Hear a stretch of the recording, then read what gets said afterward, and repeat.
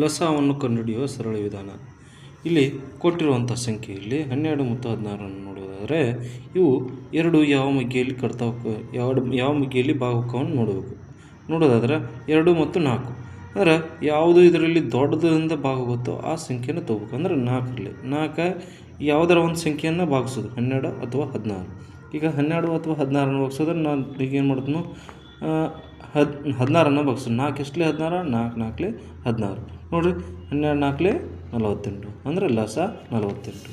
ಅದೇ ರೀತಿ 24 ಮತ್ತು 36 ಇವು 2ರಿಂದನೂ ಹೋಗುತ್ತೆ, ಹೊಳಪುಸ 4ರಿಂದ ಹೋಗುತ್ತೆ, ಹೊಳಪುಸ 6ರಿಂದ ಹೋಗುತ್ತೆ.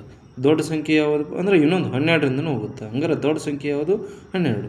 ಹಂಗಾರೆ 12 ಮೂರಲೆ ಎಷ್ಟಪ್ಪ ಅಂದ್ರೆ 36, 24 ಮೂರಲೆ 72 ಅಂದರೆ ಲಸ 72. ಇನ್ನು ಈ ಮೂರನೇ ಸಂಖ್ಯೆ ಕೊಟ್ಟಿದ್ದು, ಮೂರನೇ ಉದಾಹರಣೆ ಕೊಟ್ಟಿದ್ರಿ. ಆ ಮೂರನೇ ಉದಾಹರಣೆಯನ್ನು ನೋಡೋದಾದ್ರೆ 12, 24, 48 ಇವು ಮೂರು ಒಂದೇ ಮಗ್ಗಿಯಲ್ಲಿ ಬರೋದಿತ್ತಂದರೆ ಯಾವ ಸಂಖ್ಯೆ ದೊಡ್ಡದಿರುತ್ತೋ ಅದೇ ಸಂಖ್ಯೆ ಆಗಿರ್ತದೆ 48. ಆದರೆ ಏನಿರಬೇಕು, 12ರ ಗುಣಕವಾಗಿರಬೇಕು. 12ರ ಗುಣಕ ಆಗಿರಬೇಕು. ಇದಿಷ್ಟು ಏನಪ್ಪ ಅಂದ್ರೆ ಲಸ ಕಂಡುಹಿಡಿಯುವಂಥ ಸರಳ ವಿಧಾನ.